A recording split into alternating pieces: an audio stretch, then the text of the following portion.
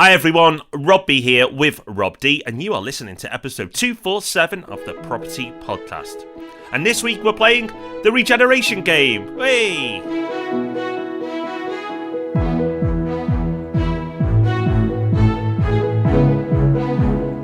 Yes, indeed. We have been all around the country, virtually at least, finding all the main regeneration projects that you need to know about. Some absolutely massive, others smaller but still very significant. We'll be rounding up all of those and letting you know how to take advantage of them.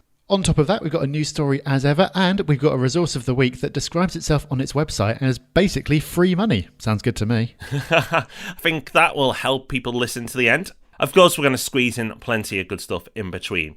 But before we get going with our main topic, just a quick heads up. It's Thursday. It's the first Thursday of the month as this goes out, if you're listening to this podcast on the day it goes out, which can only mean, yes, it's meetups time. It's the Christmas meetups, the December meetups. They're always good fun, they're always festive, and they're always friendly. They're always friendly whatever month of the year, to be honest, but it's worth going. If you're listening to this morning, you've not been to one, or you're on the fence, should I do it? Should I go Christmas shopping? Forget the Christmas shopping. That's why they created the internet. You can do that at home in your pyjamas. Get along to a meetup, be social, and have fun. Yep, if you haven't got your space booked yet, or you don't know where your local meetup is, then all you need to do is go to thepropertyhub.net/meetups, get yourself booked on, it's completely free, and a fun time is pretty much guaranteed. So Rob, our news story of the week, and there's kind of two parts to this news story. It's on the BBC website, and we'll link to it in the show notes, where you can find them at thepropertyhub.net/regeneration. The headline of this news story is 4,000 landlords letting illegally. Rob, tell us more.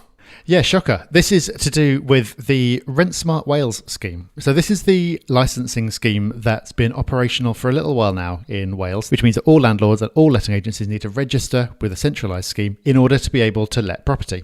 So various different licensing schemes are coming in across different areas. In some, it's only HMOs. In others, such as Liverpool, for example, you need to have a license to let any kind of property at all. So it's the kind of thing that's not very well publicised always. So if you're newer to property investment, this might not be something that you know about. If you're using a letting agent, make sure that they know about it. And if you're self-managing, do a bit of Googling and make sure that there's no scheme operating in your area that you're unaware of. If you're in Wales, really straightforward. The whole of Wales needs to be licensed under this Rent Smart Wales scheme. So I'll say something positive about it before we rip this story up a bit. The positive thing is that they've now got 86,238 landlords registered, which is pretty good going for a short period of time. We at Yellow Lettings manage properties in Wales, therefore we are registered as an agent. It means that you have to send them a load of stuff to prove that you're doing things properly. You need to do some training, all that kind of thing. Our team's been through it and it's not as bad as we feared it might be. But here's where it gets a bit silly, Rob. The story is almost 4,000 landlords are still letting illegally because they've got 86,000 landlords registered. They've estimated that there are 90,000 in total. Therefore, that means that there are 4,000 landlords letting illegally because they're not signed up. But this 90,000 is just a complete guess. It is, because they previously estimated, plucked out the air, that there were 130,000 landlords in Wales.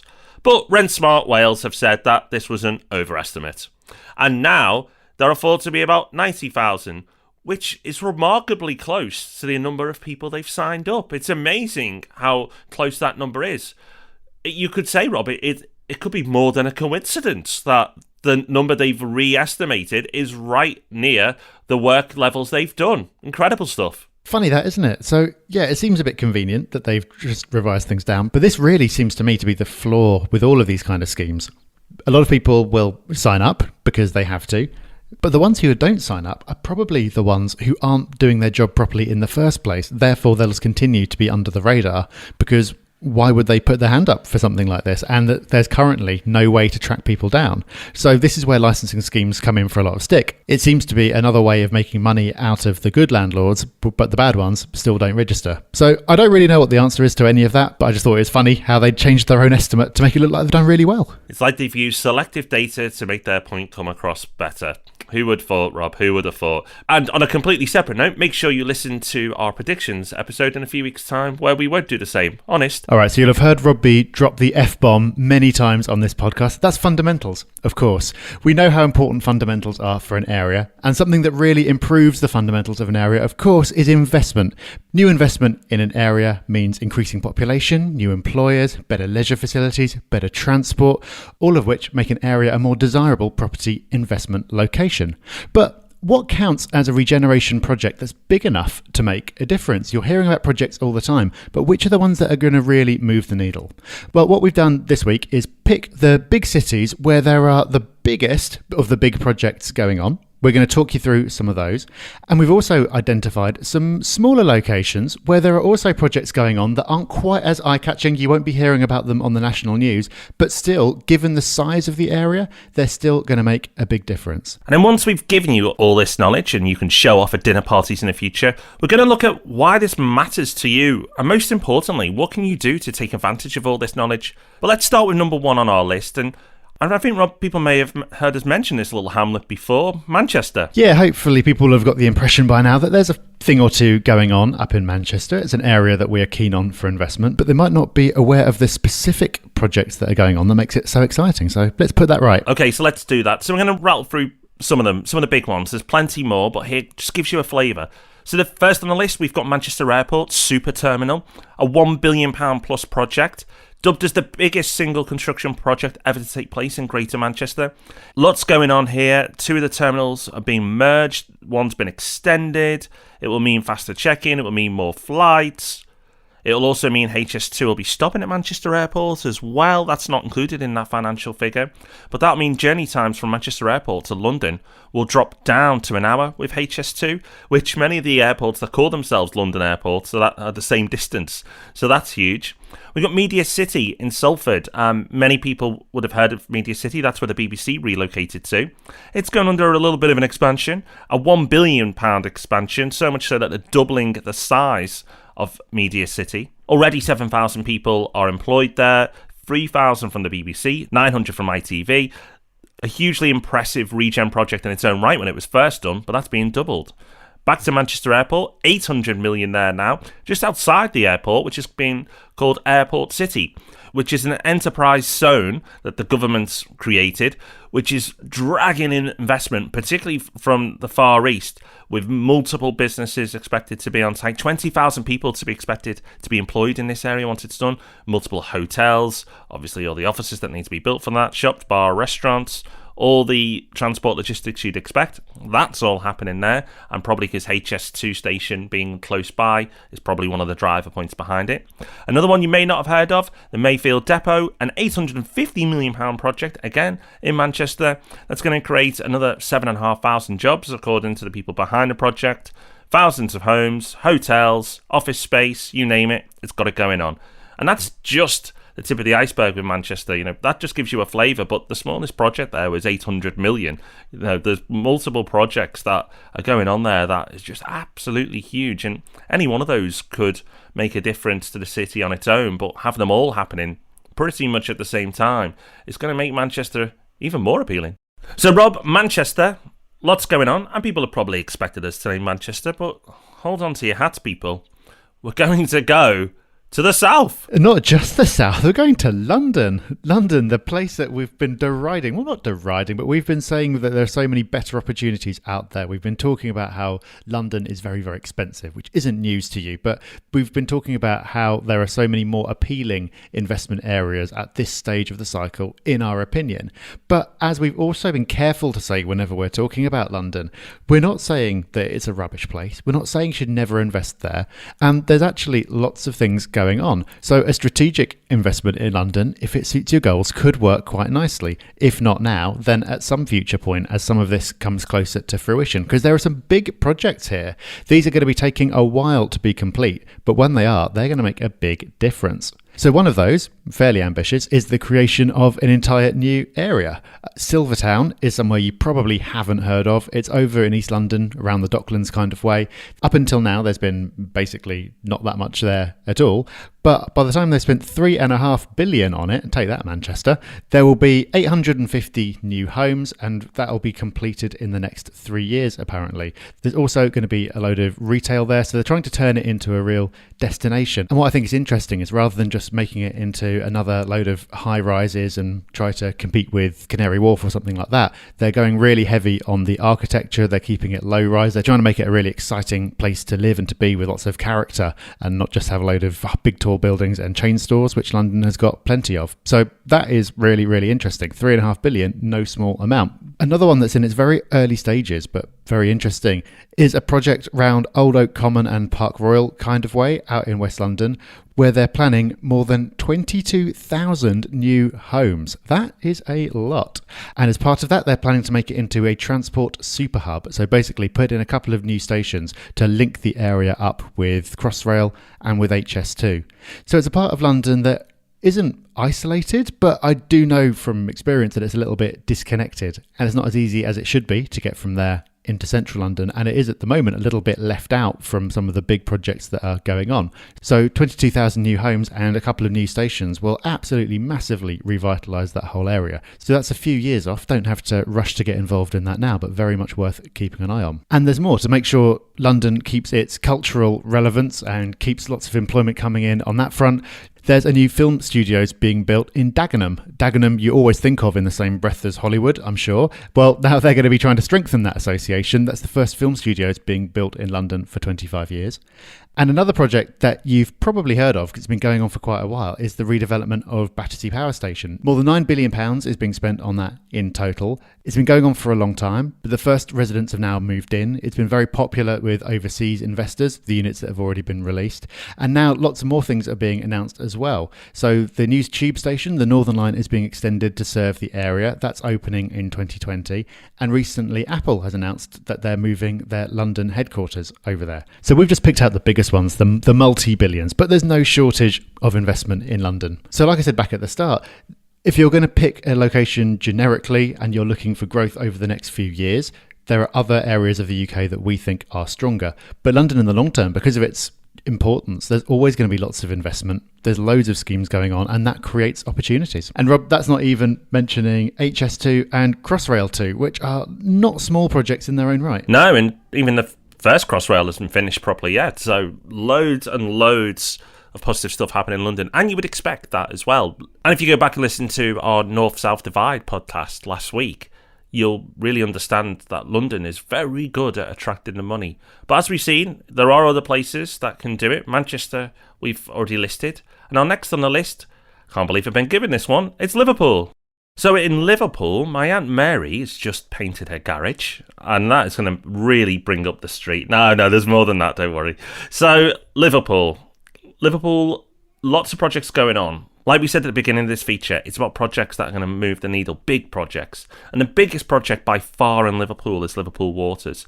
It's a project that will absolutely transform the city. A 60-hectare site to create world-class facilities, including a new sports stadium, retail, offices, thousands of homes, an absolutely huge project. They've recently opened a port up there as well. It's a £5.5 billion project that's only just started. They're only just getting into this. And the area of Liverpool where this is being spent could really do with this money as well. It's North Liverpool. So if this all plays out, it'll make a huge difference.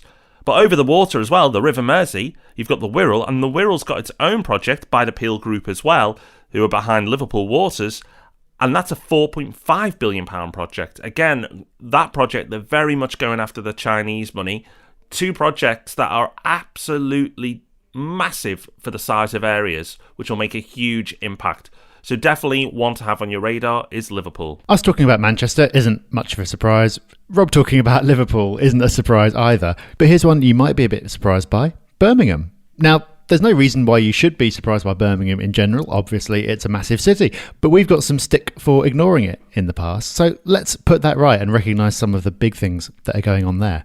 This all fits in with Birmingham's Big City Plan, which they launched in 2010. It was a 20-year vision for the city where they're trying to create a world-class city centre. And you can certainly see that starting to come about. One project that you'll be aware of already is HS2. That's not going to be open until 2026, but there's already lots of development going on in the area around the station. Apparently, it's going to create a 1.4 billion economic uplift for Birmingham, and there's a few big developments going on around the station itself. There's also a project in Smithfield that's worth over £500 million. That is right in the city centre, and that's going to be creating over 2,000 new homes. So loads going on, and you can see it already. I was in Birmingham a few weeks ago for the Birmingham meetup, and it was actually really hard to get from the station to where I was trying to go to get to the venue, because basically everything is under construction. There are all these walkways between the different sites. There's cranes everywhere. There's already absolutely tons going on, and that is just the start. So it's an ambitious plan that they've got going on in Birmingham, but it's going to create lots of opportunities, not just in the developments themselves, in fact probably not predominantly in the development themselves, but all the knock-on effects of that, all the commuter areas where people are going to be travelling into all the new shops and offices that are being created, the pull of HS2 and people who are going to live near that. When thinking about these projects, I think it's worth saying it's not necessarily the projects themselves. We're not saying, oh, you should go and bag yourself a plot on one of these. It's everything that's created around it, the ripple effect that goes out. And there's so much money going into Birmingham and some of these other cities that we've mentioned that it's clear to see where the opportunity is going to be. Absolutely. I mean, look at HSBC. They've relocated their office there, moved thousands of jobs to Birmingham because, probably in anticipation of HS2. It will make Birmingham, I don't know if the people of Birmingham are like this, but a commuter city for London. So at the very least, it can hang on to the coattails of London. But with all this regen going on, it can hopefully stand up for itself and become an important city in the UK in terms of economic growth and drive through all this investment that's going in. So really, really interesting city to watch. Now, we've named some of the big guns. Maybe you're not entirely shocked by the choices we've made.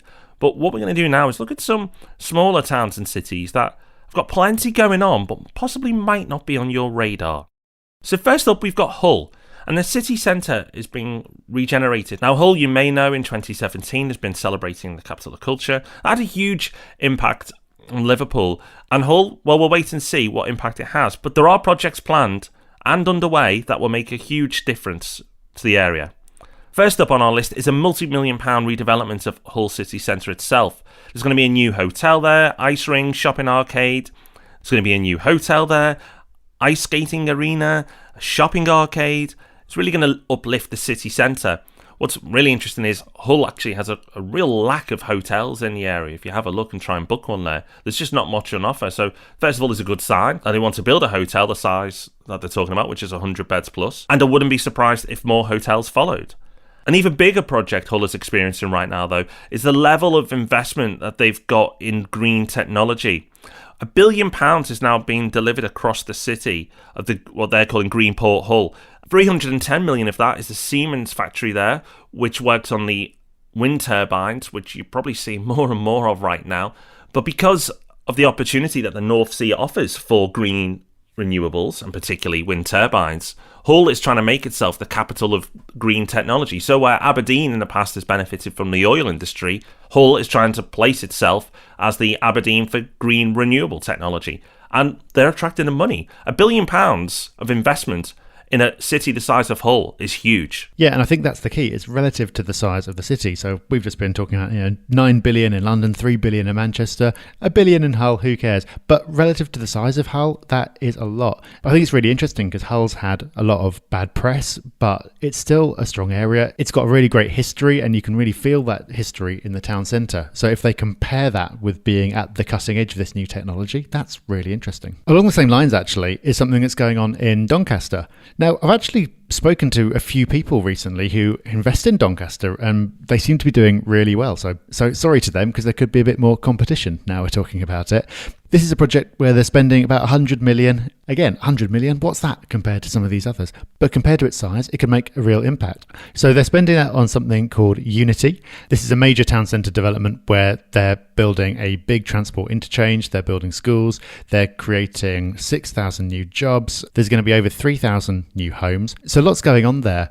But they're going big on clean energy and renewables as well. So there's a new power station there that planning permission has been granted for, and there's a recycling facility. They're trying to become one of the most advanced carbon capture and storage facilities in Europe. Now, to be honest, I'm not 100% sure what carbon capture is, but again, it's a former industrial town where they're now trying to position themselves on the cutting edge of something new, which is really interesting. But also, it's so well located geographically. It's got motorway access. It's only about 10 miles from an airport there. So it's already a strong investment area, somewhere that's probably not on your radar. But like I said, some people are doing very well there. And this is just something else to throw into the mix. And they've got the HS2 college there as well. So plenty of good news for Doncaster.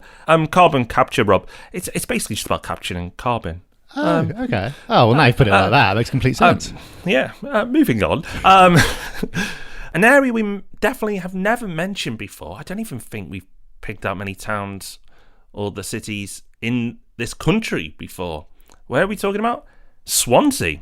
Hello, people of Swansea. We've just woken you all up. Yes, we're talking about you. Major projects going on in Swansea. And full disclosure, we didn't know until we did our research for this episode. We were simply amazed about the amount of regen that's planned for this city. Now, all in all, £6 billion is being spent across the city. Highlights of where that money's going? Well, projects include a £500 million regeneration of the St David's site, which is a mixed development site of shops, offices and residential. You've got Swansea University having £450 million spent on it and the Bay campus. You've got a huge project, which is the Swansea Bay Tidal Lagoon project, which I have seen gain a bit of press because it's such a massive project. That again will create thousands of jobs and bring economic strength to the area. And not to be outdone by Swansea University, the University of Wales is also having a £300 million innovation precinct built as well. So loads going on there, and that's just a few we've selected of the overall money being spent there. So lots going on in South Wales. Maybe time to have a look that way. So we've taken you through the biggest hitters. It was a real tough job putting this list together and who to include, who to leave out. What we've done is we've picked the places that we feel the projects will have the biggest impact. But Rob, we've got a few honourable mentions because there's other areas that are seeing significant investment and maybe should be looked at as well. Yeah, definitely. Nottingham very nearly made the cut-off for this. There's tons going on in Nottingham, so you might want to go away and research that one yourself. Also, Crewe, we've talked about before. Preston, I don't think we have talked about so much, but there's plenty going on there.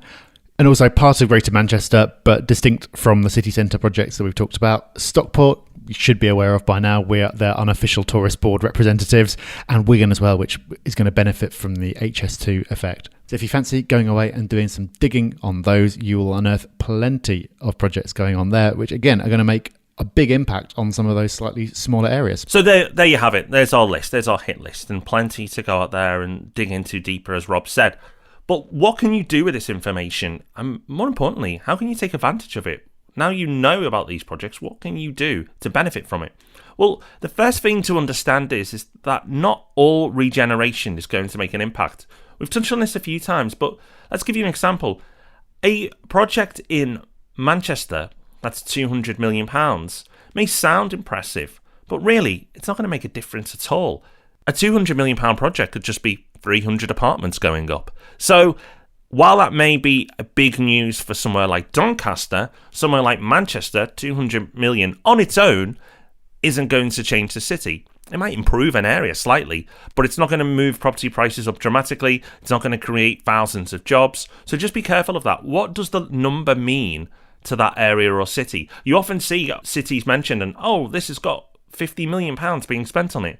Well, really? How much of an impact will that have? So judge each project on its merits and look at it in comparison to the size of the city or town you're looking at. Yeah, and you have got to be careful with big numbers because big numbers can often sound impressive, but because these kind of projects, building anything is really expensive, it might not be as impressive as it first sounds. So case in point, the government in the last budget said they were going to allocate £1 billion to building new affordable housing, which sounds like loads, but when you think about the cost of building houses, I reckon that's going to be like 10,000 at absolute maximum, even if they do that, which isn't really going to make a dent in even a single year's figures of what they need to be building. So £1 billion sounds like a lot. If you drop that into one sort of smallish town, huge impact, but across a country or across a city, not really.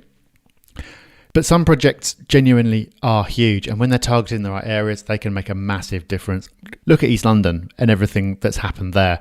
East London, when I was growing up, large parts of it you would just avoid. Hackney was legitimately dangerous and now is one of the most desirable areas to live. Everything that's going on with Shoreditch and all the big tech companies. Canary Wharf hasn't actually been there for all that long in the scheme of things, and it's already world famous, and there's now another stage of development going on with absolute loads of residential accommodation going in.